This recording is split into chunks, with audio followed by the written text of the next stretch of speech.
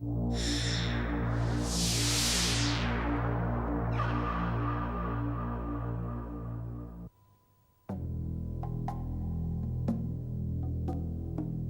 ruinas de la grandiosa capital de los aztecas yacen hoy cerca de la Catedral de la Ciudad de México.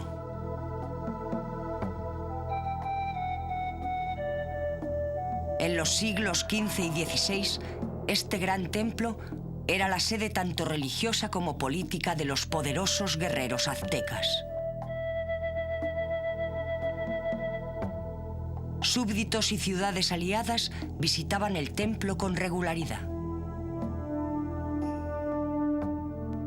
El dios de los aztecas, Huitzilopochtli, había prometido a su gente un lugar donde ellos serían los dueños de un gran imperio.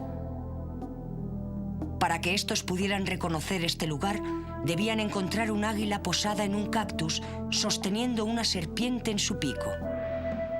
Entonces sabrían que este debía ser el sitio especial donde ellos serían señores y donde su gran capital, Tenochtitlán, sería construida. Hoy este lugar se conoce como la Ciudad de México. El México del mundo moderno mira con orgullo los símbolos de su antiguo pasado. Los colores de la bandera mexicana, verde, blanco y rojo, lucen en el centro un águila posada en un cactus.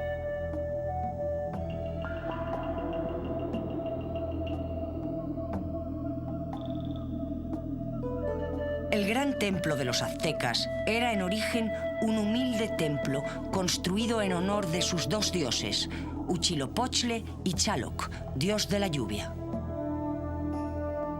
Pero como la nación azteca creció en importancia y riqueza, el edificio llegó a ser impresionante, pintado con colores brillantes, erigido en lo que se consideraba que iba a ser el centro del poderoso imperio azteca.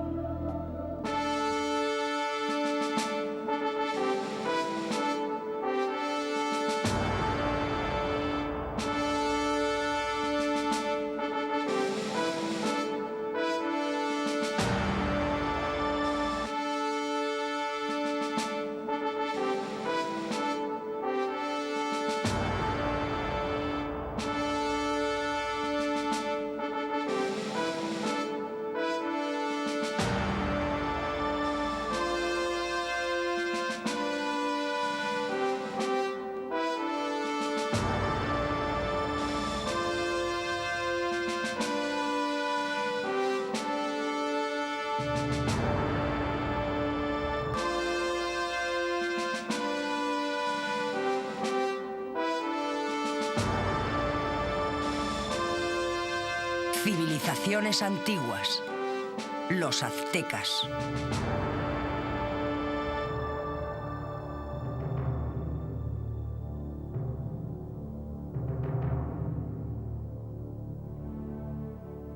Las raíces de la civilización azteca se remontan al pasado más remoto. Mucho antes del nacimiento de Cristo, la cultura azteca estaba ya emergiendo. Habían desarrollado una escritura jeroglífica y sus astrónomos habían comenzado a utilizar el ciclo de 52 años que formaba las bases de la religión azteca. Incluso en esta época tan temprana se jugaba el juego de pelota ritual, que llegó a ser muy extendido a lo largo y ancho de Mesoamérica.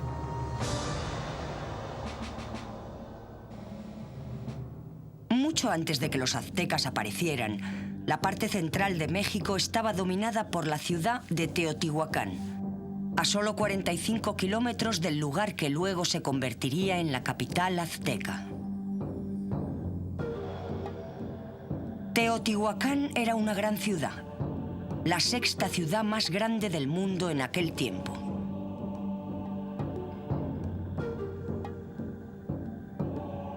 Continúa siendo uno de los lugares más impresionantes del mundo antiguo. Ocupaba más de 13 kilómetros cuadrados.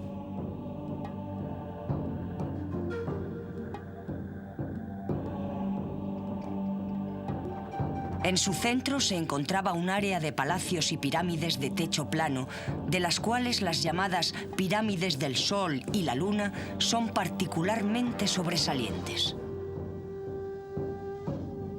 La longitud de la ciudad venía constituida por el camino llamado la Calle de los Muertos, que era de más de 5 kilómetros de largo. Así lo explica Francisco Cepada Álvarez.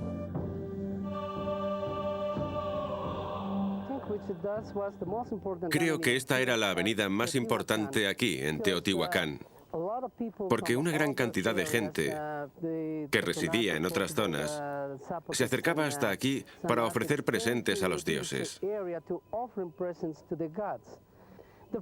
Las primeras construcciones, sobre todo las monumentales, se edificaron durante el primer siglo después de Cristo. Creemos que el primer templo que se construyó fue el Templo del Sol, luego el Templo de la Luna, y fueron construidos en la Calle de los Muertos. Creemos que la población aquí era de unas 120.000 personas. Varios edificios representaban dioses y diosas que más tarde serían adorados por los aztecas.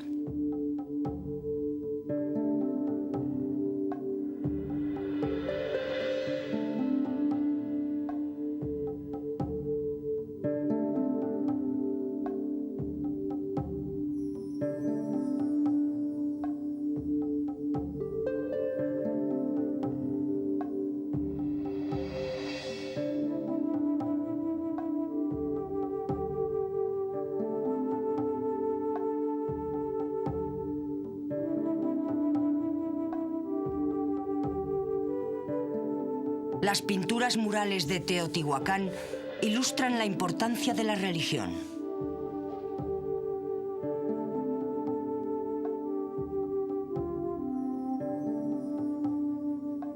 El agua, la tierra y la vida marina se representan frecuentemente.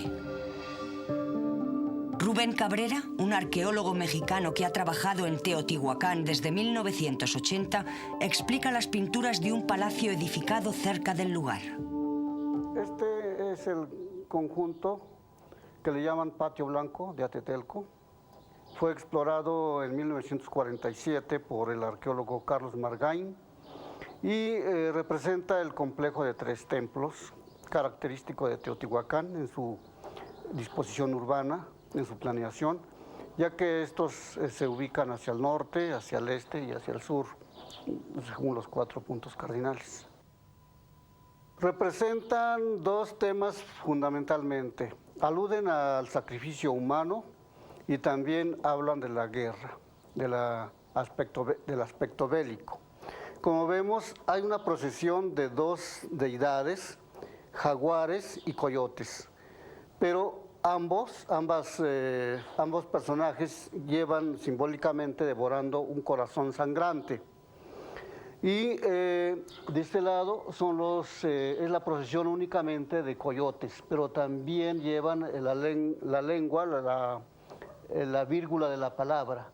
Y hay una serie de otros motivos que están aludiendo a puntas de proyectil, macanas, que están hablando de la guerra. Esos son los temas más importantes. Enmarcan a los temas principales una serie de otros elementos simbólicos que en un momento más temprano fue de mucha importancia, como la serpiente, pero que para esta época, hacia los 450, 500 de nuestra era, ya no era tan importante la serpiente, sino el jaguar fundamentalmente. Una característica digna de reseñar de los murales de Teotihuacán es su complejidad simbólica.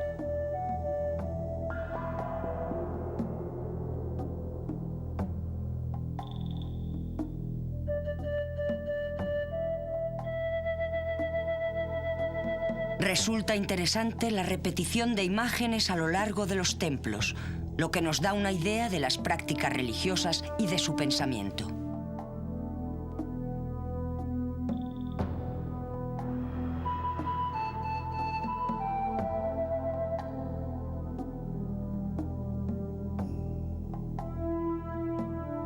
En el año 650 después de Cristo aproximadamente, Teotihuacán fue derrumbada, pero siguió siendo un importante centro religioso, ya que se creía que los dioses se habían reunido allí para crear el sol.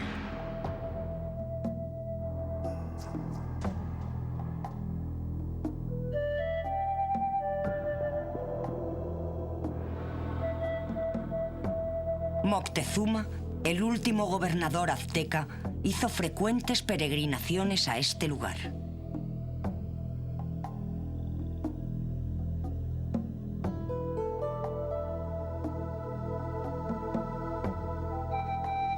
Los aztecas mantenían el cariño a las tradiciones legadas por sus predecesores, los toltecs, cuyas proezas fueron atribuidas a Quetzalcóatl, su gran sacerdote gobernante. Antes del año 1200 después de Cristo, el estado de Toltec se colapsó y el Valle de México se convirtió en el hogar de una sucesión de tribus medio civilizadas conocidas colectivamente como chichimecs. La última tribu bárbara en entrar en el Valle de México fue el grupo de habla nahual, al cual hoy conocemos como los aztecas, aunque ellos se referían a sí mismos como los mexica o los tenocha. Hoy, todo lo que sabemos acerca de los primeros días de los aztecas ha llegado a nosotros en forma de leyendas.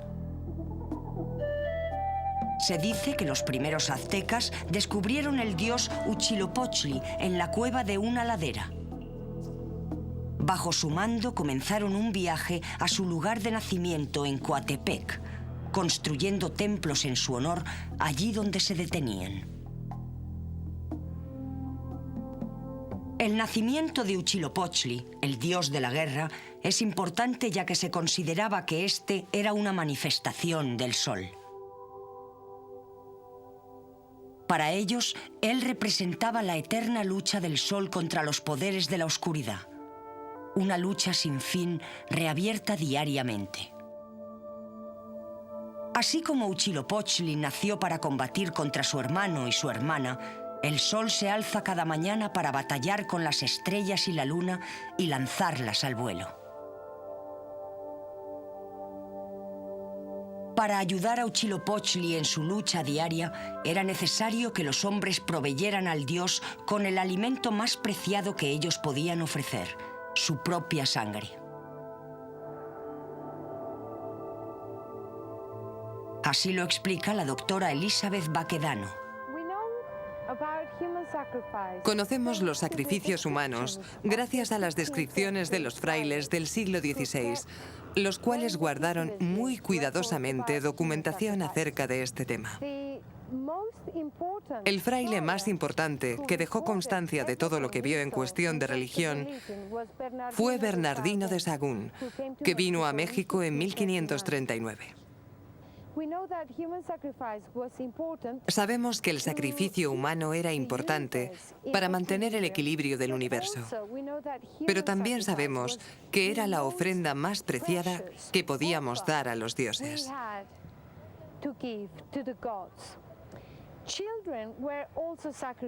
También los niños eran sacrificados. Había 3 paraísos a los que iban las almas de las víctimas. El dios de la lluvia tenía sacrificios especiales, pero el método de la colocación del cuerpo variaba. Así, a la izquierda, encontramos decapitación. Tenemos varias ofrendas conteniendo cabezas decapitadas. Encontramos individuos decapitados, tanto masculinos, femeninos como niños, pero en el lado del Xaloc tenemos niños normalmente. Los niños lloraban antes de que el sacrificio humano tuviera lugar. Y cuanto más lloraban, mejores eran los presagios de lluvia. Cuanto más lloviera, mejor sería la estación. El sacrificio era de la mayor importancia para los aztecas, ya que se creía que sin el alimento de los corazones y la sangre humana, el sol se pararía. Las cabezas de las víctimas del sacrificio se disponían en hileras apiladas.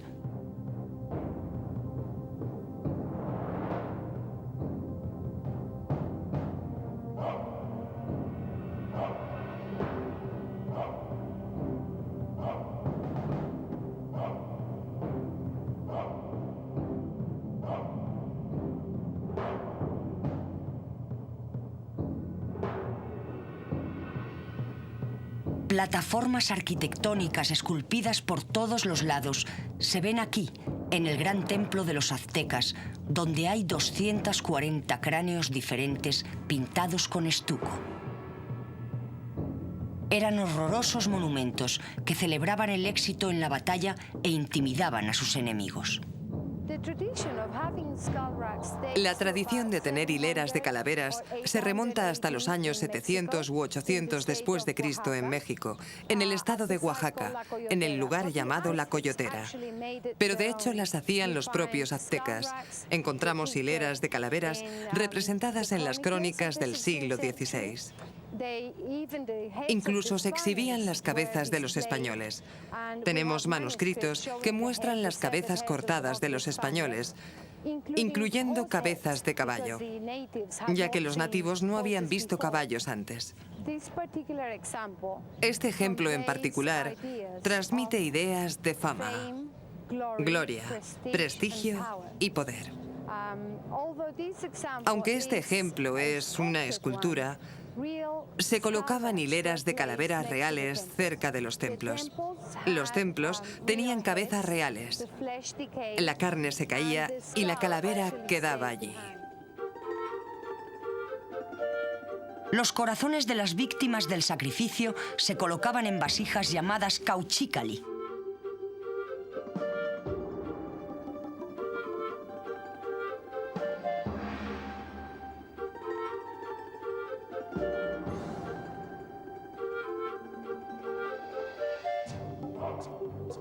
El gran templo de los aztecas era considerado el centro del universo y pronto surgió una animada ciudad alrededor de sus escalinatas. Se construyeron avenidas configuradas según una planificación geométrica muy pensada y en su mayor apogeo se sabe que la ciudad de Tenochtitlán tenía 200.000 habitantes. Hasta hace muy poco, la mayor parte del Gran Templo nos era conocida solo a través de fuentes documentales. En 1978, un arqueólogo mexicano y sus colegas desenterraron los restos del propio templo y proporcionaron un resurgimiento masivo del interés por la civilización azteca.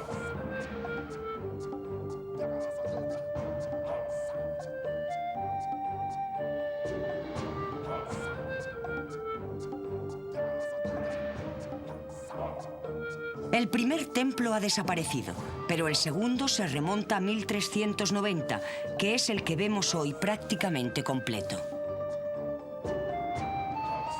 Las construcciones anteriores eran encerradas en edificaciones sucesivamente más grandes. Estas pirámides están dedicadas a dos dioses, Huitzilopochtli y Xaloc.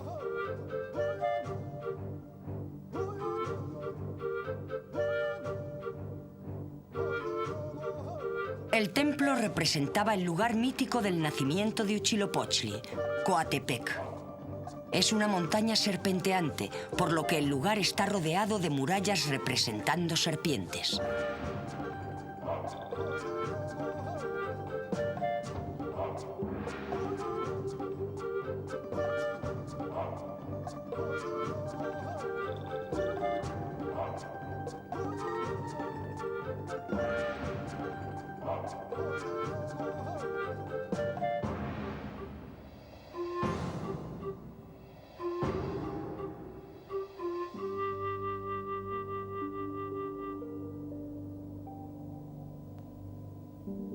El Gran Templo era tan alto como la Catedral de la Ciudad de México. Y fue allí donde se hicieron miles de sacrificios humanos. Detrás de nosotros se encuentra el Gran Templo de los aztecas. A la izquierda está el templo de Huitzilopochtli, el dios tribal de los aztecas, el dios de la guerra. A la derecha tienen ustedes el templo de Xaloc, el dios de la lluvia. Ambos son igualmente importantes, del mismo tamaño, de las mismas dimensiones. Ambos comparten el recinto principal del Gran Templo. El templo de Huitzilopochtli se reconoce por la piedra del sacrificio, llamada Tezcatoinahualo en la lengua de los aztecas. Esta piedra es importante porque en las fiestas y rituales mayores tenían lugar sacrificios humanos.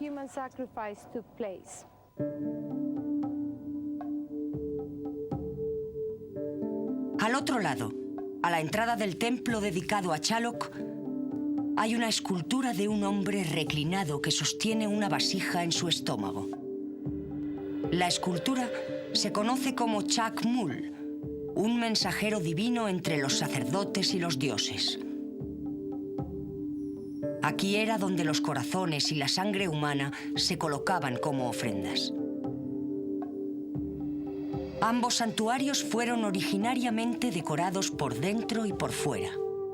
Todavía podemos ver las columnas con pinturas simbolizando el dios de la lluvia. Una banda de ojos desorbitados típicos de Chaloc pintados en negro sobre un fondo blanco. Debajo de estos ojos hay una banda horizontal pintada de azul, seguida de dos bandas rojas. Según los arqueólogos, la parte más baja del área de la columna estaba pintada con bandas verticales negras y blancas que podían representar la lluvia.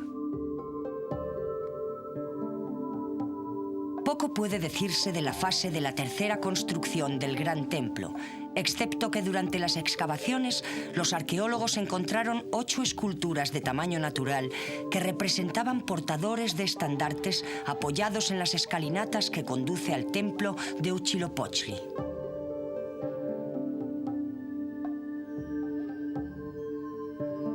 Se extrajeron 6.000 objetos asombrosos durante las excavaciones del templo. Muchos de los objetos ofrendados llegaban de diferentes partes del imperio.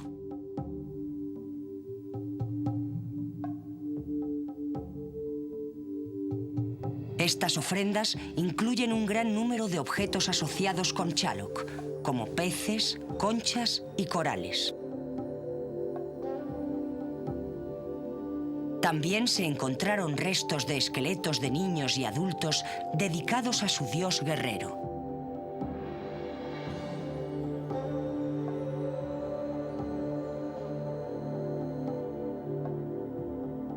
Todavía pueden verse ofrendas conteniendo peces de la costa del Golfo, conchas y corales con efigies del dios del fuego, Xiuhtecutli.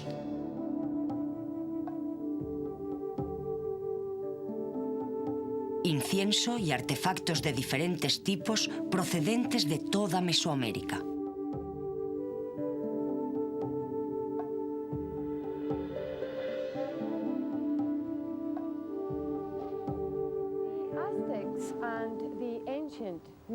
Los aztecas y los antiguos mexicanos escribían sus libros en papel de corteza.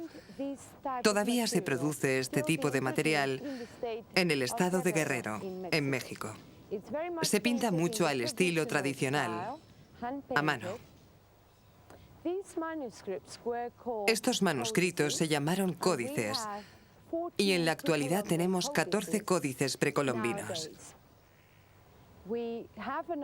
Tenemos otro excelente ejemplo llamado Códex Mendocino o Códex Mendoza.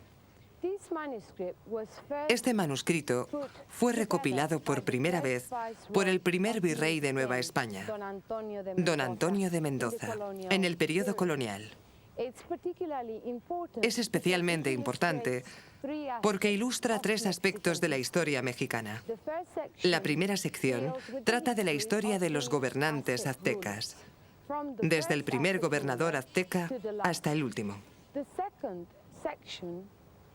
La segunda sección trata del tributo, cómo se pagaba a los aztecas, en qué cuantía, con qué frecuencia y en qué forma.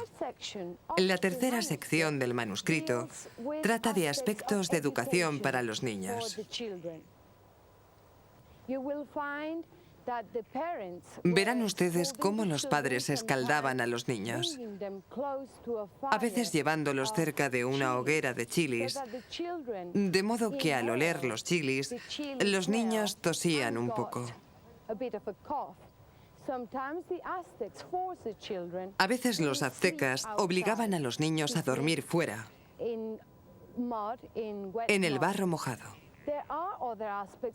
También hay otros aspectos, como cuántas tortillas se les permitía comer al día, dependiendo de la edad. Frecuentemente a los muchachos se les enseñaban las manualidades que realizaba el padre, mientras que las muchachas se quedaban en casa con la madre. A veces se enseñaba a las muchachas a cocinar, a tejer. Estos códices son particularmente útiles para reconstruir cómo vivían los aztecas, cómo traían a los nuevos bebés a casa, la función de las comadronas, qué hacían cuando nacía el bebé, cómo anunciaban el nacimiento de un niño o de una niña. Los gobernadores aztecas de Tenochtitlán formaron parte de una triple alianza con gobernantes de estados cercanos. Netzahualcóyotl era un gran gobernador del vecino Texcoco, que gobernó desde 1418 hasta 1472. Fue contemporáneo del gobernador azteca Moctezuma. Favoreció las leyes, la ingeniería y las artes, e hizo de Texcoco el lugar de la corte y el centro de la actividad artística. Promovió la construcción de un extenso sistema de acueductos para traer agua desde los manantiales de la montaña a las ciudades y a las superficies agrícolas.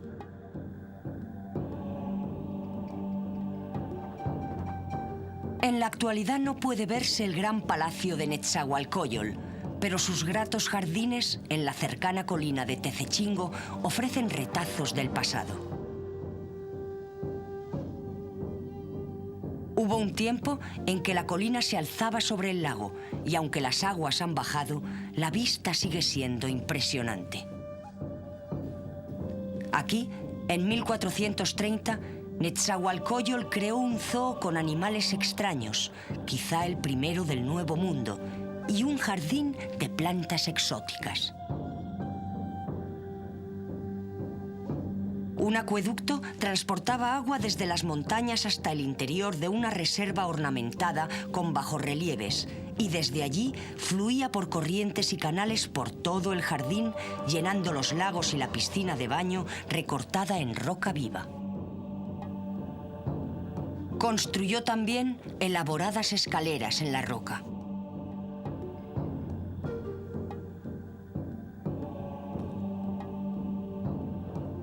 Sentado en el trono de piedra de Netzahualcóyotl, en lo alto de la colina, se tiene una magnífica vista de su panorámica real.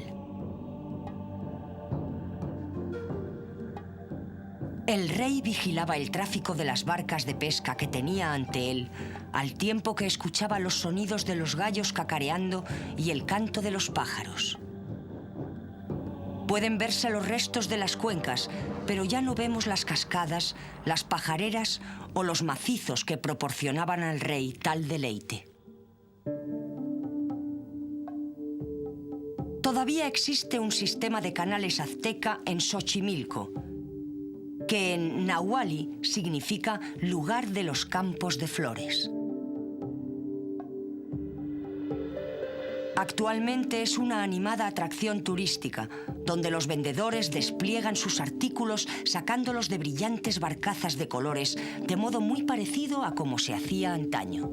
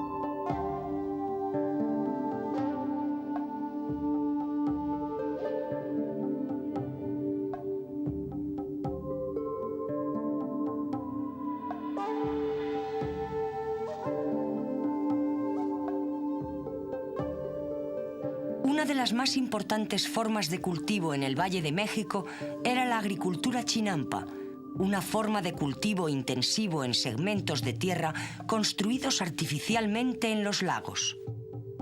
Con un mantenimiento adecuado, pueden producir varias cosechas al año permaneciendo fértiles durante siglos sin tener que estar en barbecho.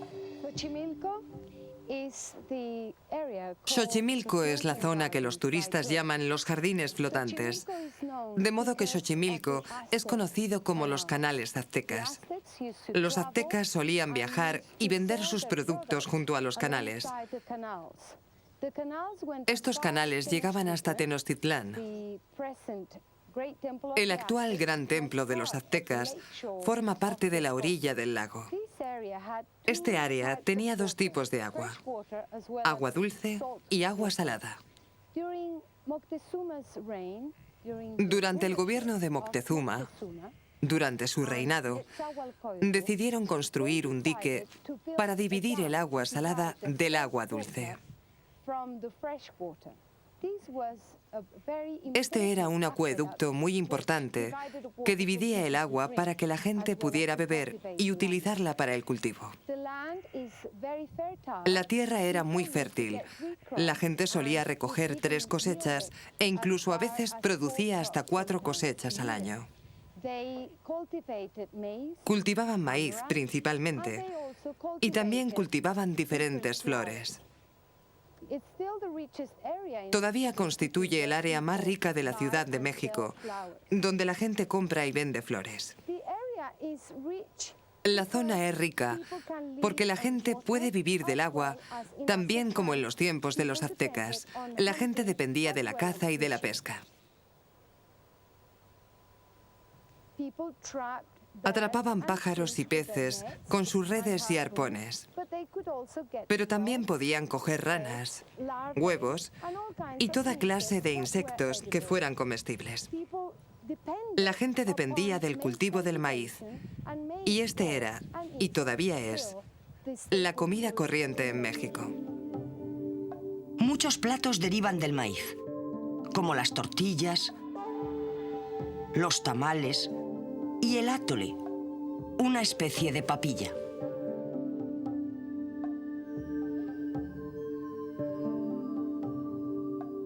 El tráfico de canoas conectaba todo el sistema de lagos del Valle de México. Se dirigían predominantemente a Tenochtitlán y transportaban sobre todo comestibles y otras provisiones. El transporte en canoa no solo era más eficaz, sino que en muchos casos la ruta por agua era más corta que las terrestres. Otra cosecha importante era el agave o pita. La planta era una fuente de fibra para fabricar ropa, redes, cuerdas y talegas. Las espinas se utilizaban como agujas, como explica Tommaso Antonio. El nombre popular de la planta es maguey y su nombre botánico es agave. En esta época debemos usar las hojas del centro de la planta porque una vez que el maguey florece, muere. Así que antes de la floración cortamos las hojas y con esta especie de cuchillo redondo rascamos el corazón de la planta. Lo hacemos todos los días para irritarlo. Entonces el maguey producirá un líquido que es muy dulce y que nosotros llamamos aguamiel. Después extraemos el aguamiel succionándolo con este instrumento. Esto es lo que llamamos un cocote. Succionamos el aguamiel con el cocote y entonces lo podemos beber o bien dejarlo fermentar en barriles de madera durante 24 horas. 24 horas más tarde, el aguamiel producirá una bebida precolombina que se llama pulque y que contiene un 6% de alcohol, como la cerveza más o menos. El maguey produce aguamiel durante 6 meses. Durante 6 meses producirá 4 litros al día. De las hojas del maguey, las culturas antiguas obtenían el primer papel sobre el que se escribió. El papel pergamino.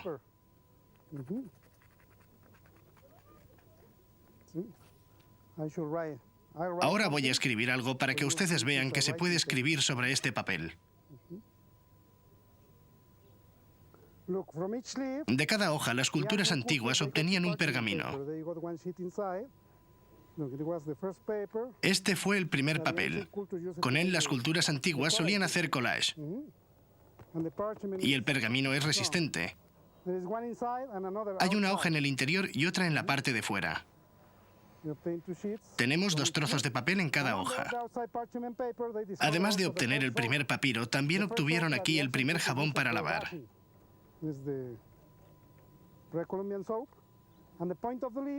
Y la punta de la hoja también era muy útil, bien como punta de flecha, o bien como la primera aguja y el primer hilo.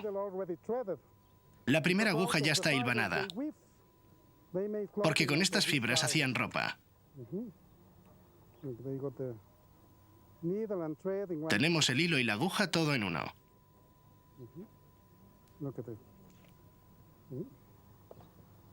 Hilo y aguja juntos. Luego, para teñirlos, utilizaban colores naturales, como por ejemplo los pétalos de una rosa. Obtenían de este modo colores permanentes. Los colores no se iban.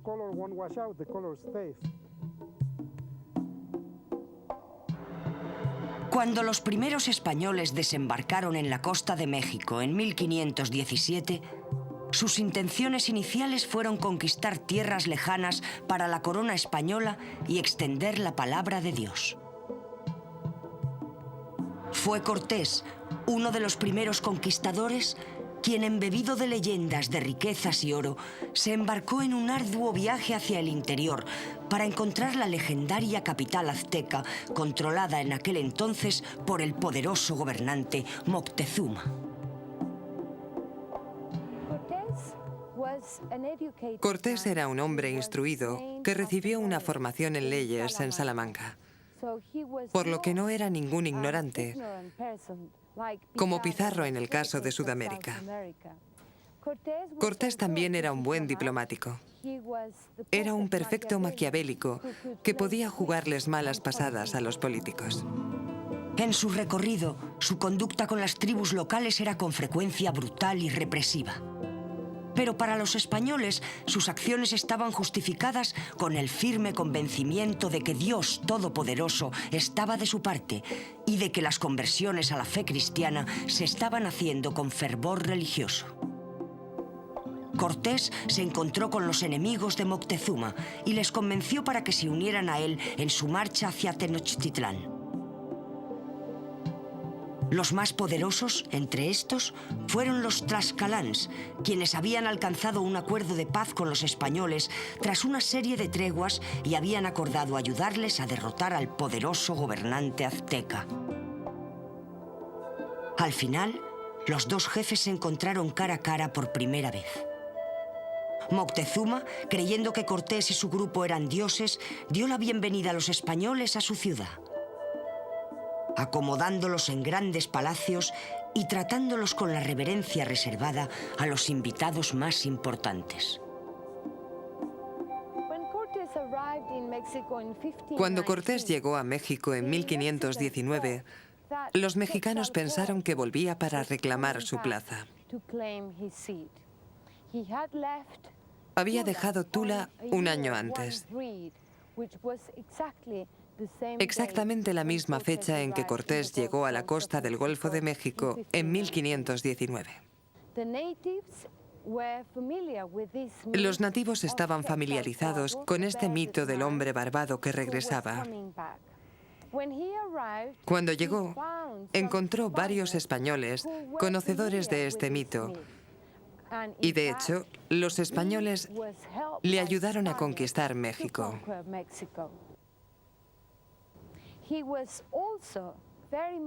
También era muy consciente del hecho de que los nativos no estaban familiarizados con los caballos. Así que con ellos y con el poder de las armas de fuego asustó a la población. Los mexicanos no estaban acostumbrados a estas particulares armas de fuego y quedaron petrificados. Pronto se agriaron las relaciones cuando se vieron claramente las verdaderas intenciones de los españoles de apoderarse del oro. Cortés había conmocionado a los aztecas que vigilaban, ordenando a sus tropas que arrojaran por las escalinatas del gran templo figuras que representaban a los dioses. Moctezuma, quizá convencido por los malos presagios, creyó que los recién llegados triunfarían y pronto fue hecho prisionero. En cierto modo, Moctezuma defraudó a su propia gente, porque resultó ser un prisionero de sus propias creencias. Se daba cuenta de que los europeos eran seres humanos, pero aún así siguió obcecado. Los mexicanos estaban molestos por el hecho de que él todavía estaba obsesionado con aquella idea. Y de hecho, fue su propia gente quien lo mató. Hay una descripción en la que él sale a su balcón y es apedreado por su propia gente. El ataque a la capital del Imperio Azteca comenzó el 28 de abril de 1521 y, para desesperación de los defensores aztecas, no pudieron combatir contra el ejército atacante en condiciones de igualdad. Con más de 900 españoles, miles de indios aliados, 86 caballos, 15 cañones y 13 barcos, la ciudad que una vez fue grandiosa pronto cayó y el poderoso imperio se desmoronó. Para los pocos supervivientes, todas las esperanzas de venganza quedaron rotas cuando las enfermedades europeas, como el cólera y la viruela, contra las cuales no tenían resistencia, hicieron presa en ellos. Esa población antaño bulliciosa se convirtió en un grupo deprimido y menguante de seres apagados y sumisos. La conquista tuvo éxito porque ellos poseían armas de fuego, caballos y conocían tácticas de guerra. Los indios no guerreaban. No estaban familiarizados con el tipo de guerra a la que estaban acostumbrados los españoles. Los antiguos mexicanos solían conquistar y capturar gente para sacrificar a sus dioses. No estaban acostumbrados a matar por matar. Ambos tenían dos concepciones diferentes y opuestas de lo que era la guerra.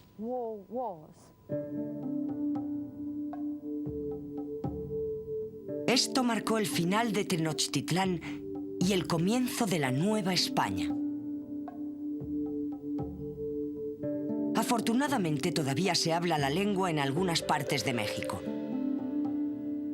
No todo el vocabulario se ha perdido. De hecho, algunas palabras se han fundido con el español y la influencia azteca permanece hoy en día.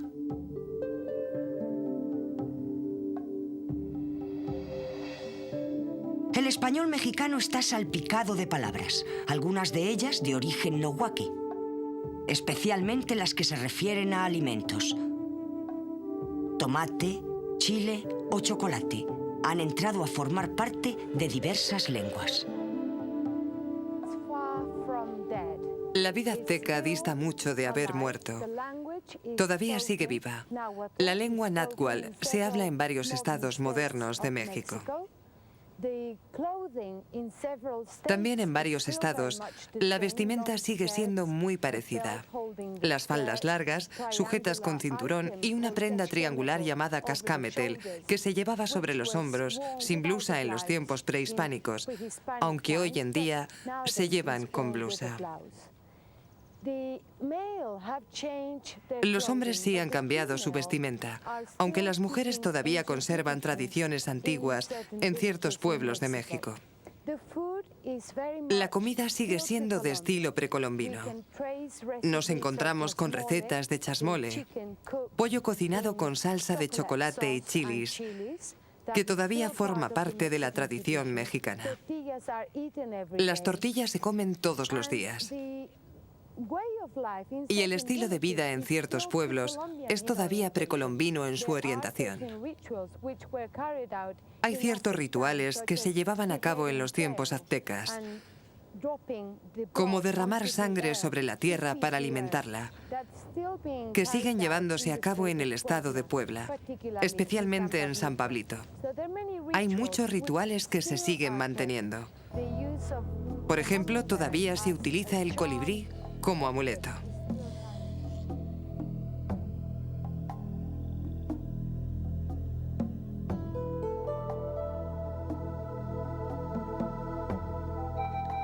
Las danzas aztecas prosperan, manteniendo vivas las tradiciones de antaño.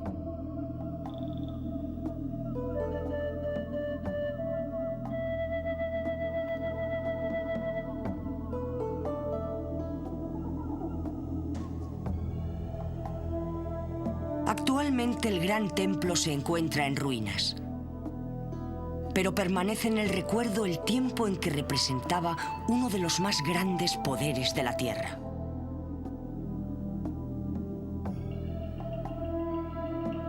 Tal y como dice el poema azteca, mientras dure el mundo, el poder y la gloria de Tenochtitlán sobrevivirá.